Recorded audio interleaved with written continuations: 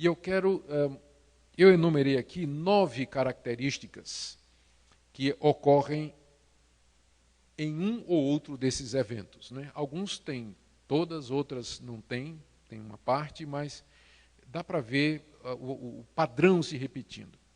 O que caracteriza, então, um avivamento espiritual ou uma reforma espiritual, se talvez esse seja o melhor nome para se usar em termos do Antigo Testamento?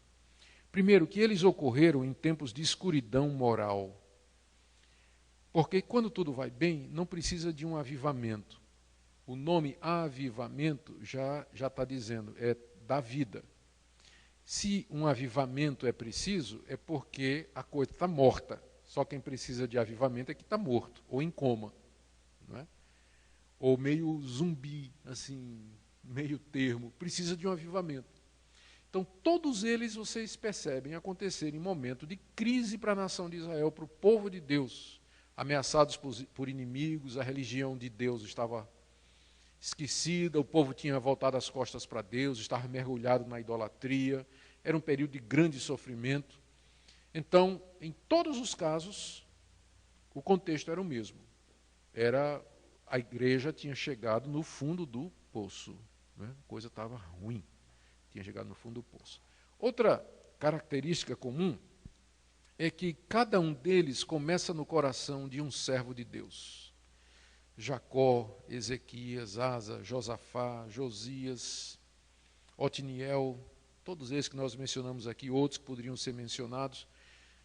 Deus toca no coração, Deus levanta pessoas, a quem Deus primeiro aviva, desperta, enche do Espírito Santo, traz um peso, um quebrantamento no seu coração, e Deus então usa aquela pessoa.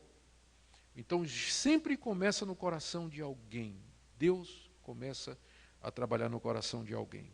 Terceira característica, veja que no caso de Neemias, esse que eu acabei de ler, foi Esdras, né? O sacerdote Esdras quem teve a iniciativa.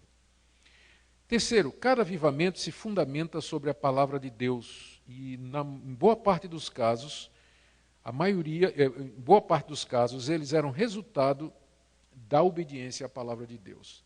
Embora a palavra de Deus só é mencionada explicitamente em 2 casos que eu li, o caso de Neemias, quando o escriba Esdras leu o livro da lei diante do povo, e no caso de Josias, durante cujo reinado se encontrou o livro da lei. Mas nos outros está pressuposto que houve obediência à lei de Deus. Porque na hora que eles estavam abandonando os ídolos, jogando fora as imagens e voltando para Deus, era isso que a lei de Deus dizia. Não terás outros deuses diante de mim, não farás para ti imagem de escultura. Então você vê que tudo girava em torno da palavra de Deus. A palavra de Deus, obedecer a Deus é central nessas reformas e nesses avivamentos espirituais. Quarto, como resultado desses avivamentos, houve um retorno à adoração de Deus. Isso aconteceu em todos os casos. O alvo do reavivamento espiritual é trazer o povo de Deus de volta à adoração ao único Deus verdadeiro, da maneira como Deus determinou. O culto a Deus, o louvor a Deus, o serviço a Deus, é isso que os avivamentos querem promover. Deus é o centro. Um avivamento se faz necessário quando Deus não está recebendo a glória, quando ele não está sendo adorado pelo seu povo como deveria ser, quando o seu povo não está servindo. Então uma reforma é preciso, um avivamento é preciso, quando esse tipo de coisa acontece. E o resultado, quando o verdadeiro avivamento acontece, é que se retorna ao culto verdadeiro a Deus. Quinta característica, em cada um desses casos houve a destruição de ídolos. Não é interessante? Todos eles teve destruição de ídolos, porque o ídolo é o rival de Deus. O ídolo é o rival de Deus. Você não tem como adorar o ídolo e Deus ao mesmo tempo. Ou você adora Deus ou você adora o ídolo. O problema não é o ídolo, porque para o ídolo tanto faz se você adora ele, outro ídolo e Deus ao mesmo tempo. Mas o problema é Deus. Deus não divide a glória dele com ninguém. Ele quer o coração completo do seu povo. Então, cada um desses avivamentos incluiu o abandono da idolatria, de coisas que eram rivais de Deus. Deus tinha que ter o primeiro lugar. Porque é isso o centro do avivamento.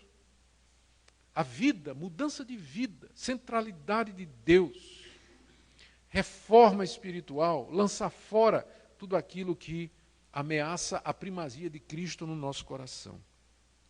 Sexto lugar, em cada um desses avivamentos, então, isso é muito parecido com o ponto anterior, houve uma separação clara do pecado.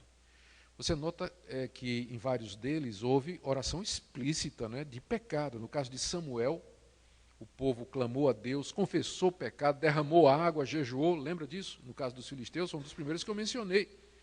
No caso da reforma de Josias, quando ele lê o livro da lei, ele confessa a Deus, eles pecamos contra Deus. No caso de Esdras, né, a oração de Esdras, aí no capítulo 9, de confissão de pecados, que é uma das orações mais bem conhecidas de toda a Bíblia, de quebrantamento. Então, a confissão de pecados, o arrependimento do povo de Deus e a consequente separação do pecado. Não fica só na confissão, não, mas houve, de fato, a separação do pecado. Sétimo, em todo avivamento, o povo voltou a obedecer